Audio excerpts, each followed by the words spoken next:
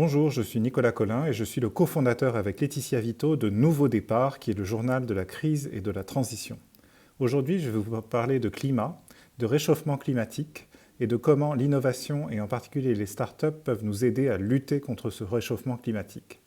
Le réchauffement climatique, si vous interrogez les uns et les autres, en tout cas si vous le faisiez il y a quelques mois avant le début de la pandémie de Covid-19, c'était considéré comme le principal défi auquel est confrontée l'humanité à notre époque. Ça fait à peu près 15 à 20 ans que c'est devenu un sujet absolument crucial, central dans nos débats, très mobilisateur aussi. On se souvient tous du film coproduit par Al Gore qui s'appelait Une vérité qui dérange, qui a énormément éduqué notamment les élites dans le monde économique et dans le monde politique sur la question du réchauffement climatique.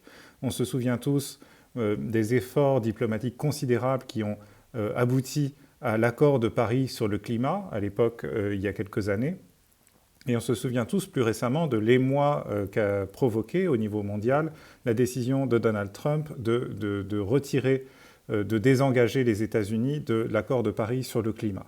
Et depuis, on a eu l'impression pendant un temps d'un ralentissement, puis d'une réaccélération avec la mobilisation d'activistes particulièrement visibles comme Greta Thunberg. Et plus récemment, en fait, ce qui s'est passé, c'est que tous ces gens qui se préoccupent de lutter contre le climat ont commencé à avoir très peur de la pandémie de Covid-19, non seulement à raison des souffrances et des problèmes et des disruptions qu'elle provoque sur l'ensemble de l'économie et de la société, mais en plus parce qu'il y avait cette idée que voilà, cette pandémie mobilise tellement de ressources, tellement d'attention de la part non seulement des dirigeants politiques, mais aussi des dirigeants dans le monde de l'entreprise et de la société tout entière, que toute cette attention et toutes ces ressources vont être diverties, détournées de la lutte contre le réchauffement climatique et entièrement réallouées, réinvesties dans la lutte contre la pandémie de Covid-19. Voilà. Et ça avec des effets qui sont potentiellement dans la durée. On ne sait pas encore quand ni comment va prendre fin cette pandémie. Il est possible que dans quelques mois, les choses reviennent à peu près à la normale, qu'on reprenne une sorte de régime de croisière, qu'on se reconcentre sur les sujets qui étaient à l'agenda avant le début de la pandémie. Mais cette pandémie, elle ne va pas laisser l'économie intacte. Elle va énormément impacter nos marges de manœuvre. Les États en particulier vont sortir de cette période de pandémie beaucoup plus endettés qu'ils ne l'étaient avant, portant des déficits publics qui vont les empêcher de mobiliser les ressources considérables qui semblent nécessaires aux uns et aux autres pour lutter contre le réchauffement climatique. Et du coup, il pourrait sembler paradoxal que ces derniers temps, et en particulier la semaine dernière, il y ait énormément d'annonces qui émanent du monde de l'entreprise et en particulier du monde des startups de l'économie numérique et qui signifient que les choses sont en train de bouger, que cette macro-tendance qui est la volonté déterminée à l'échelle de l'ensemble de l'humanité de lutter contre le réchauffement climatique n'a pas été tellement ralentie que ça par la crise du Covid-19, il est même possible qu'elle ait été accélérée. Alors je vous donne deux exemples. Premier exemple, moi je suis cofondateur et dirigeant de The Family, qui est une société d'investissement qui investit en France et dans d'autres pays de l'Union européenne dans des startups early stage, c'est-à-dire qui en sont à leur début, qui font leurs premiers pas. L'un de nos bons amis en Europe, c'est la personne que vous voyez à gauche sur cette photo avec le pull vert, qui s'appelle Hampus Jacobson, qui est suédois, installé à Malmö en Suède. Et la semaine dernière, après des mois et des mois de travail acharné et de levée de fonds, il a annoncé avec ses deux associés qui s'appellent Heidi Lindvall et Joel Larsson, le lancement d'un fonds d'investissement qui s'appelle Pale Blue Dot, basé à Malmö et dont l'objet est d'investir pendant les années qui viennent exclusivement dans des startups qui s'emparent des technologies numériques pour lutter contre le réchauffement climatique en Europe. Et donc ça, c'est une nouvelle évidemment qui n'a pas fait son chemin jusqu'aux journaux télévisés, mais dans le petit monde de l'innovation en Europe, dans le petit monde des gens qui s'occupent des startups en Europe, Hampus, c'est quelqu'un de très connecté. Tout le monde a entendu parler du lancement, de la levée puis du lancement de Pale Blue Dot. Il y a eu des articles spécialisés qui ont dit « ça y est, enfin, les entrepreneurs, soutenus par des investisseurs talentueux comme Hampus et ses collègues, sont en train de s'attaquer à la question du réchauffement climatique ». Et c'est pas seulement en Europe. Et c'est pour ça que je crois qu'il y a vraiment là une macro-tendance à l'œuvre. C'est aussi aux États-Unis, donc un autre investisseur que vous voyez là à l'écran qui s'appelle Chris Zaka. Chris Zaka, c'est un investisseur légendaire qui a été d'abord ce qu'on appelle un business angel, c'est-à-dire qu'il a investi son argent personnel dans des startups américaines qui sont devenues des géants de l'économie numérique. Ensuite, il a développé ses propres fonds d'investissement en prenant sous gestion de l'argent d'autres investisseurs. Et puis, il y a quelques années, il a décidé d'arrêter, qu'il en avait assez d'investir, que c'était une vie qui ne lui convenait plus. Il a tout interrompu, tout fermé. Il est parti voilà, se consacrer à d'autres sujets. Et la semaine dernière, là aussi, la presse spécialisée, mais cette fois pas seulement en Europe, mais au niveau mondial, a été énormément intéressée par une annonce qu'il a faite qui est qu'il revient dans le jeu, il a à nouveau levé de l'argent, mais cette fois pour une nouvelle société d'investissement qui va gérer des fonds exclusivement focalisés sur la question de la rétention des émissions de carbone, la réduction des émissions de carbone ou de la rétention du carbone qu'on émet. Et donc ces deux signaux, voilà, Pale Blue Dot en Europe, Chris Zaka aux États-Unis, montrent que le monde des startups et encore une fois des investisseurs qui soutiennent les startups est en train d'accélérer de façon assez spectaculaire sur la question de la lutte contre le réchauffement climatique. Alors tout ça, on pourrait se demander pourquoi ça accélère. Il y a deux raisons à ça, je pense, et qui méritent d'être soulignées aujourd'hui. La première raison, c'est, comme je l'ai dit, il y a 2 ans, 3 ans même, Donald Trump a décidé de désengager les États-Unis des accords de Paris sur le climat. Les accords de Paris ont énormément monopolisé l'attention. Ils ont envoyé un message d'espoir à tous ceux qui se préoccupent de lutte contre le réchauffement climatique parce qu'on se disait, ça y est, enfin, tous les pays du monde, y compris la Chine, y compris les États-Unis, qui sont les 2 plus grands pollueurs et les 2 plus grands émetteurs de carbone qui contribuent au réchauffement climatique sur la planète, se mettent ensemble pour se donner des objectifs communs et mettre en œuvre de façon conjointe, coordonnée, les mesures qui vont permettre enfin de ralentir la course du réchauffement climatique. Le fait que Donald Trump se désengage, on s'est dit, bon, bah, ça y est, maintenant c'est perdu, on va franchir des seuils au-delà duquel la destruction de l'environnement devient absolument irréversible et il devient impossible de renverser la tendance.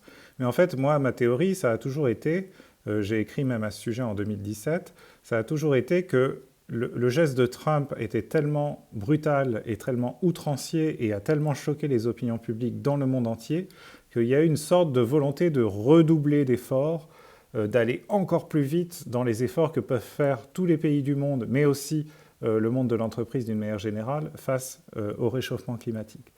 Et tout ça, ça culmine d'une certaine manière la semaine dernière dans le monde des startups en particulier, avec des annonces d'investisseurs qui enfin déploient des moyens considérables pour soutenir les innovateurs qui contribuent à lutter contre le réchauffement climatique.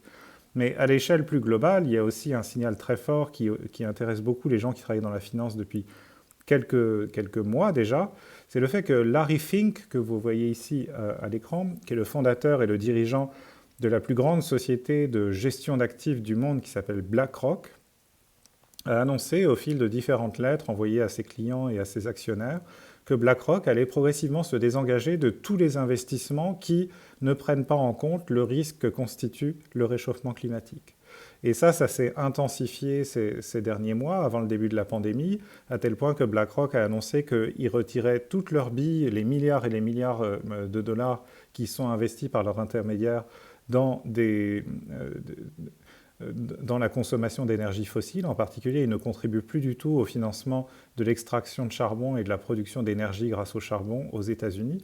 Et donc tout ça, c'est des signaux très forts qui sont envoyés à l'échelle d'un très grand gestionnaire d'actifs comme BlackRock et qui sont enregistrés, ça prend du temps, mais qui sont enregistrés tôt ou tard par l'ensemble des gens qui comptent dans le monde économique. Et donc, je pense qu'en fait, de façon un peu contre-intuitive, après les revers qu'on a encaissés ces dernières années, encore une fois la décision malheureuse de Trump, plus récemment la pandémie qui a semblé nous distraire et nous détourner des efforts qu'il faut faire pour lutter contre le réchauffement climatique. En fait, il y a une tendance très profonde à l'œuvre qui est la prise de conscience des chefs d'entreprise, des financiers, des leaders d'opinion, des journalistes et de la société civile dans son ensemble et qui enfin rencontre la volonté déterminée d'entrepreneurs, de créateurs d'entreprises et des investisseurs qui les soutiennent de prendre le sujet à bras-le-corps et d'accélérer enfin. Et tout ça, je voudrais conclure sur une mise en perspective pour vous expliquer pourquoi ça arrive enfin. Et pourquoi, au-delà des péripéties politiques, sociétales, pourquoi, au-delà même des mouvements d'opinion auxquels on a assisté ces dernières années, enfin les choses vont accélérer.